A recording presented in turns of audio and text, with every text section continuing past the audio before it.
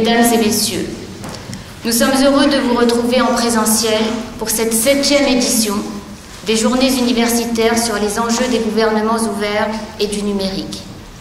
Après 2 ans de pandémie, durant lesquels nous avons, malgré toutes les difficultés sur lesquelles il n'est plus nécessaire de s'étendre, tenu les 5e et 6e éditions des Academic Days en distanciel.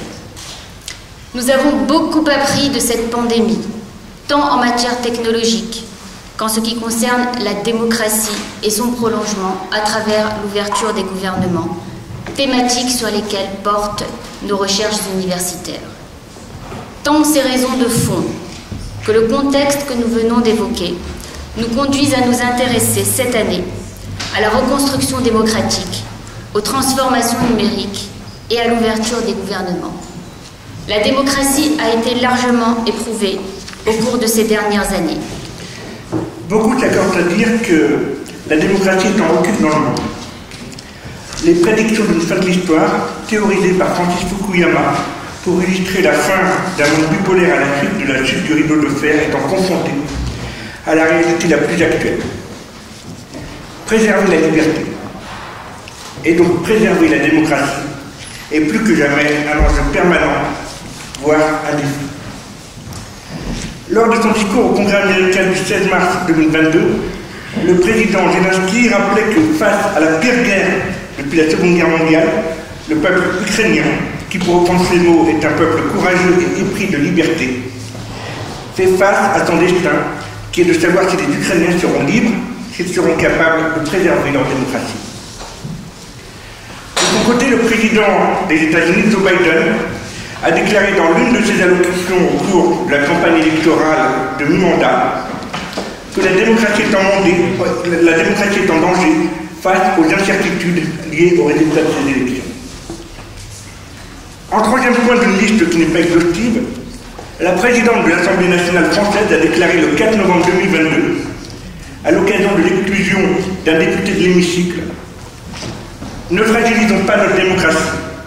C'est notre bien le plus précieux. » Ces exemples ont pour finalité de montrer que ce combat n'est pas seulement américain ou ukrainien. La défense de la démocratie et de la liberté est aussi la défense des valeurs européennes. Aristote l'avait déjà théorisé en des termes dont l'actualité s'exprime avec acuité, en particulier dans le contexte géopolitique actuel qui pose avec force la question de la préservation et de la reconstruction de la démocratie.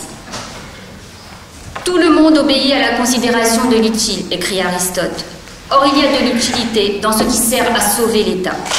De plus, l'autorité se manifeste de par celui qui la détient. Or, les conditions de l'autorité varient suivant la forme de gouvernement. Autant d'espèces de gouvernement, autant d'espèces d'autorité. Aristote rappelle qu'il y a 4 espèces de gouvernement: la démocratie, l'oligarchie, l'aristocratie, la monarchie. On ne doit pas laisser ignorer la fin de chacune de ces formes gouvernementales, souligne Aristote, car on se détermine toujours en vue de la fin proposée. La fin de la démocratie, c'est la liberté. Celle de l'oligarchie, la richesse. Celle de l'aristocratie, la bonne éducation et les lois. Celle de la tyrannie, la conservation du pouvoir. La conservation du pouvoir ayant mené à des conséquences désastreuses et destructrices, les démocraties ont opté avec raison pour la paix et la liberté. Mais il a fallu un temps de maturation au régime démocratique pour assimiler que la démocratie n'est pas un acquis. La démocratie est au contraire un enjeu permanent. Elle nécessite une vigilance tout autant permanente. En l'absence d'une telle attention, la démocratie peut, si l'on n'y prend pas garde, sombrer dans la conservation du pouvoir qui est, comme l'indiquait Aristote, le signe de la tyrannie. Pour préserver la démocratie, qui a pour fin la liberté, les avancées et les transformations technologiques peuvent constituer un appui et un apport significatif. Si l'on prend soin de préciser qu'il s'agit d'outils au service de la volonté humaine et donc des choix opérés par cette même volonté. Dans 1984, George Orwell nous a décrit le volet sombre de l'utilisation des technologies par la volonté humaine, dans un esprit contraire à la liberté de penser, d'écrire, de se mouvoir. Ce danger est réel et pèse sur la survie des démocraties. Dans son film Brasil, qui rend hommage à l'œuvre de George Orwell, le réalisateur Terry Gilliam a su reproduire l'environnement totalitaire de 1984 en racontant les pérégrinations du bureaucrate Sam Laurie. Ce dernier est chargé de gérer une erreur administrative conduisant à l'arrestation brutale de l'innocent Archibald Buttle au lieu du dissident Archibald Tuttle. Tout en gardant à l'esprit l'univers orwellien qui sonne le glas des démocraties, nous essaierons pour notre part de nous inscrire dans le temps du renouvellement, de la reconstruction de la démocratie. Reconstruction démocratique et transformation numérique doivent converger vers l'ouverture des gouvernements dans un monde où la finalité est la liberté, autrement dit, dans un monde libre. Pourquoi employer le terme reconstruction plutôt que renouveau?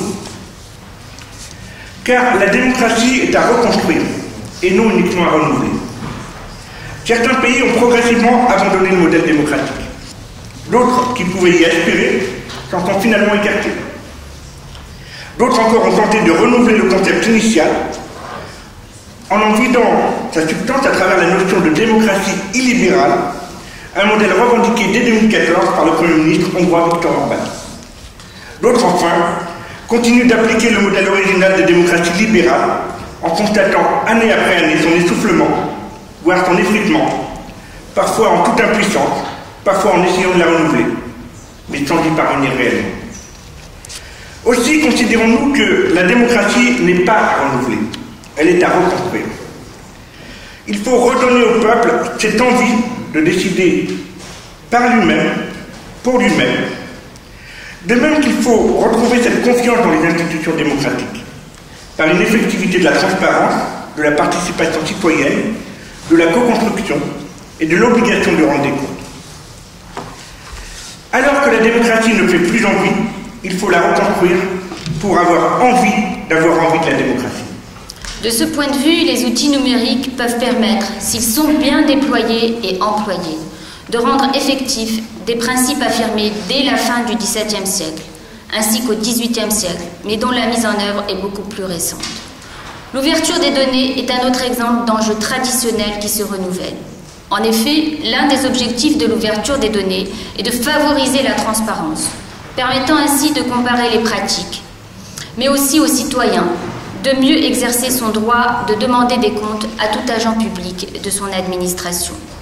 Cette seule formulation montre que l'ouverture des données s'inscrit dans la continuité des objectifs définis au siècle des Lumières, par exemple en France, par la Déclaration des droits de l'homme et du citoyen de 1789. Cependant, l'open data n'est pas la simple reproduction contemporaine de la transparence. Ces deux notions ne se confondent pas. L'ouverture des données constitue l'une des modalités de mise en œuvre de la transparence, sans en être toutefois la seule, même si dans une société des données, il est de plus en plus difficile de concevoir une transparence administrative et gouvernementale, sans ouverture des données. L'effet démultiplicateur du numérique permet à l'open data de donner toute sa consistance au principe de transparence, en permettant à chacun d'accéder, mais aussi de réutiliser les données détenues ou produites par les administrations. En outre, l'open data vient dépasser la finalité de transparence, en poursuivant d'autres objectifs, dont celle de créer un nouvel environnement économique, grâce à l'exploitation des données ouvertes, à la fois par les acteurs publics et privés. Dans cette perspective, l'ouverture des données à des fins de transparence et donc de démocratie est aussi une source de croissance économique. Pour le dire autrement, avec l'ouverture des données, la démocratie n'est plus seulement un coût, celui de l'organisation du bon fonctionnement de nos institutions. Elle est aussi une source de croissance, un potentiel économique. C'est tout le sens de cette reconstruction à laquelle nous appelons pour demain. Pour que nous puissions continuer à agir librement, en rêvant haut et fort à un monde meilleur, grâce à la garantie de la liberté d'expression, au lieu de simplement nous contenter de rêver silencieusement à un monde meilleur, sans pouvoir agir du fait de notre inaction, à vouloir défendre la liberté, autrement dit, le monde libre. Quand les principes démocratiques et les outils technologiques divergent, ou autrement dit, ne convergent pas vers l'ouverture, cette évolution a pour finalité non pas la liberté, mais plutôt l'autorité, l'autoritarisme, voire le totalitarisme, la progression vers chacune de ces trois étapes, pouvant se faire insidieusement, progressivement, sans attirer l'attention, comme nous l'enseigne cette fable bien connue de la grenouille. Cette fable, qui s'inspire des travaux originaires de Goltz, vise à dénoncer l'absence de réaction que peuvent avoir certaines personnes, par habitude, face à la dégradation progressive d'une situation, celle-ci ne commençant à réagir que lorsque la gravité empêche tout retour en arrière pour y remédier. La parabole reprise par la fable est celle d'une grenouille qui se laisse bouillir dans une casserole, dont la température augmente progressivement et qui s'aperçoit trop tardivement qu'elle ne dispose plus d'efforts suffisants pour s'en extraire. C'est dans ce sens que la fin de l'histoire envisagée par Francis Fukuyama ne se vérifie plus aujourd'hui. Car l'histoire montre que le maintien de la démocratie nécessite un combat perpétuel et une vigilance continue. Les transformations technologiques peuvent aussi permettre, quand elles sont utilisées à bon escient, de garantir la sécurité des infrastructures et le fonctionnement démocratique grâce à Internet. Nous pouvons imaginer ce qui arriverait en cas de coupure totale des infrastructures essentielles, dont l'électricité, l'eau et les réseaux de télécommunications. Mais que se passerait-il si une coupure partielle survenait, c'est-à-dire permettant un fonctionnement à minima des infrastructures essentielles et des réseaux? La neutralité des réseaux au service de la liberté d'expression serait-elle maintenue? La tentation de remettre en cause la neutralité des réseaux, concept inventé par Tim Wu en 2003, existe déjà dans un contexte ordinaire, y compris dans des États considérés comme des démocraties, à l'instar des États-Unis où ce principe est alternativement affirmé, puis défait avant d'être réaffirmé. L'enjeu de la neutralité de l'Internet s'était aussi posé en Hongrie, lorsque le Premier ministre Viktor Orbán avait envisagé une taxe à l'octet en 2014, avant d'y renoncer face à la pression de la rue. Démocratie libérale et démocratie illibérale sont donc parfois confrontées aux mêmes tentations, mais pour des raisons différentes. Dans l'exemple des États-Unis, la remise en cause de la neutralité de l'Internet est justifiée par les opposants à ce principe par le libéralisme économique et la volonté de ne pas freiner cette liberté d'entreprendre. Mettre fin à la neutralité de l'Internet est donc un acte de dérégulation. Dans le cas des démocraties illibérales, la suppression de la neutralité de l'Internet est un moyen de contrôler la circulation de l'information sur Internet. Ce risque était dénoncé dans le cas de la taxe à l'octet que Viktor Orbán souhaitait mettre en place. Mais dans les deux cas, supprimer la neutralité de l'Internet conduit à remettre en cause la liberté d'expression. Les risques actuels sont plus généraux. Dans une société des données, la seule défense de la neutralité de l'Internet est insuffisante. Face à l'avènement de nouveaux risques, et par exemple la multiplication de fake news, il convient de défendre désormais la neutralité des données. Autrement dit, la démocratie suppose de pouvoir assurer une neutralité de la circulation des données. La démocratie suppose ainsi de pouvoir assurer cette neutralité de la circulation des données pour déployer, si nécessaire, les mécanismes permettant d'apprendre à analyser les données. Cette éducation citoyenne est indispensable alors que la géopolitique sera certainement repensée à l'issue de ce conflit et que les fausses informations peuvent désormais venir du monde entier. Alors que le conflit entre l'Ukraine et la Russie a fait ressurgir une guerre mondialisée, certains vont plus loin en considérant pour leur part que nous sommes déjà dans une troisième guerre mondiale. Cependant, la notion de guerre mondiale n'est pas envisagée dans cette hypothèse avec des critères traditionnels, mais avec ceux de notre monde contemporain. La guerre mondiale serait, selon les tenants de cette théorie, celle qui change l'ordre mondial. Il en serait ainsi si le conflit en Ukraine conduit chacun à se repositionner. Selon les tenants de cette théorie, la réorganisation pourrait être faite entre les partisans de la démocratie et ceux qui ont choisi un autre modèle. De notre point de vue, il est important de ne pas se tromper de camp, et de choisir la démocratie, dont la fin est la liberté, comme l'affirmait Aristote. Quelle serait la situation d'un autre choix? Celle de la raison du plus fort, qui régit les relations entre le loup et l'agneau, dans la fable de La Fontaine? Celle du panoptique de Jérémie Bentham? Celle décrite par Terry Gilliam dans Brasil, qui s'inspire en partie de l'univers orwellien de 1984? Celle théorisée par Hannah Arendt? Cet autre choix serait-il celui du numérique totalitaire ou encore de la reconnaissance faciale sans respect des droits fondamentaux? Quel pourrait être au contraire le choix de la confirmation de la démocratie?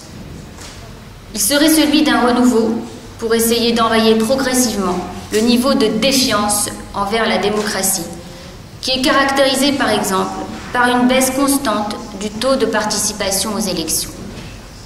Ce renouveau démocratique serait celui d'une alliance constructive entre notre vieux modèle démocratique, certes vieux, mais on n'a rien inventé de mieux depuis, et les technologies.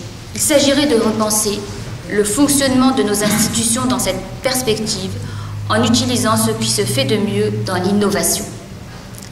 Après tout, pourquoi les clients des GAFAM pourraient-ils bénéficier de la puissance des algorithmes quand le citoyen ne pourrait se contenter que d'un état plateforme constituant une version light, voire low cost, autrement dit extrêmement amenuisée, de ce que peuvent proposer les géants? Il est vrai que ces dernières ont désormais atteint une puissance financière telle qu'ils pèsent économiquement davantage que la plupart des États dans ce monde. Dans ce contexte, ces géants de l'Internet se mettent à remplacer les États dans leurs fonctions, y compris parfois dans les missions les plus essentielles. Les États sont concurrencés dans leur mission régalienne, comme celui de frapper monnaie. Alors qu'auparavant la puissance publique aidait le secteur privé à innover, le rôle est désormais inversé, si bien que le secteur public s'efface progressivement dans l'initiation de l'innovation. Lors de la crise des missiles de Cuba, qui connaît une certaine actualité, la volonté de construire un réseau redondant était pilotée par le gouvernement américain. La coopération avec le secteur privé existait, mais à l'initiative des pouvoirs publics et en particulier de l'ARPA, au sein du département de la défense du gouvernement américain. Aujourd'hui, le scénario est inversé.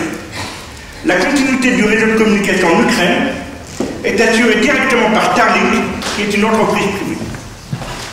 Starlink permet aux Ukrainiens de maintenir un réseau de communication complétant ou prenant le relais des infrastructures traditionnelles dans un contexte de bombardement. Il est à noter que le déploiement de Starlink en Ukraine a été réalisé après que Mikhailo Fedorov, ministre de la transformation numérique de ce pays, ait adressé le 26 février 2022 un tweet à Elon Musk, lui demandant notamment de fournir des stations Starlink. Ce dernier a répondu 27 minutes plus tard que ce service était désormais opérationnel en Ukraine et que d'autres terminaux étaient en route. Mi-septembre 2022, soit 7 mois plus tard, l'Ukraine comptait 7000 terminaux en application dans ce pays. Le conflit ukrainien a montré que le recours à l'initiative privée a permis de supplanter l'action de l'État. Certes, dans un contexte exceptionnel, mais l'initiative privée se manifeste aussi dans des circonstances moins troublées. Cette substitution des États par certaines grandes entreprises internationales invite aussi à repenser notre modèle démocratique. Il importe en particulier d'assurer le bon fonctionnement démocratique dans la société des données pour encadrer toutes les dérives potentielles, qu'elles émanent des États comme des entreprises. L'objectif est double, s'agissant des États comme des entreprises. Il convient d'une part de veiller à l'absence de détournement des technologies pour surveiller selon les hypothèses les citoyens, les administrés, les consommateurs et restreindre leurs droits et libertés, notamment au nom de la sécurité et de l'efficacité des services. La finalité est d'autre part de recourir à la régulation pour approfondir la démocratie, qu'elle soit citoyenne, administrative ou entrepreneuriale. Dans ce dernier cas, la priorité est notamment de doter les géants de l'Internet et les plus grandes entreprises qui pèsent financièrement autant que les États, de mécanismes démocratiques renforçant la transparence des décisions, voire la participation. Dès lors que ces entreprises pèsent financièrement autant que les États et les remplacent progressivement dans leurs missions les plus essentielles, en assurant parfois des missions d'intérêt général, il n'est pas concevable qu'elles échappent à un contrôle démocratique, car leur action a des conséquences sur des millions, voire sur des milliards de personnes. L'obligation de rendre des comptes doit donc aussi les concerner. C'est donc un nouveau modèle démocratique que nous appelons nouveau, dans une perspective totale.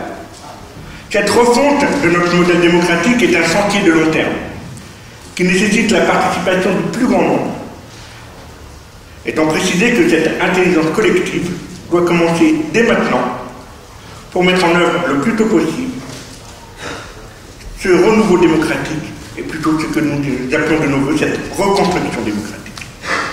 Les travaux de ces 2 journées contribueront à nourrir cette intelligence collective par la contribution sur 2 journées de plus de 100 participants venus de 42 pays pour débattre des enjeux des gouvernements ouverts et du numérique. Cette réflexion, mesdames et messieurs, ne pourrait exister sans les institutions organisatrices de cet événement, que sont l'IMODEV, l'Institut du Monde et du Développement pour la bonne gouvernance publique, l'Université Paris 1, Panthéon-Sorbonne, que nous remercions de nous accueillir et de nous accompagner dans cet événement. Cette réflexion ne pourrait exister non plus sans une équipe dynamique et impliquée, constituée notamment de Madame Nathalie Saxic et des personnels de l'IRJS, l'Institut de recherche juridique de la Sorbonne, de la DSI-UN, de l'IED, l'Institut d'études à distance de la Sorbonne, grâce auquel aujourd'hui vous pouvez et pourrez suivre en ligne l'événement, ainsi que Jean Arrivet, webmaster du site de l'IMODEV, de Ana Viana et de Juan Pablo Nieto Ramirez pour la traduction de ce matin, de Paul Moussier, des promotions Margaret Hamilton et Olympe de Gouges, et plus largement de l'ensemble de l'équipe qui aide au bon fonctionnement et au bon déroulement des 20 sessions que comprennent les Academic Days cette année.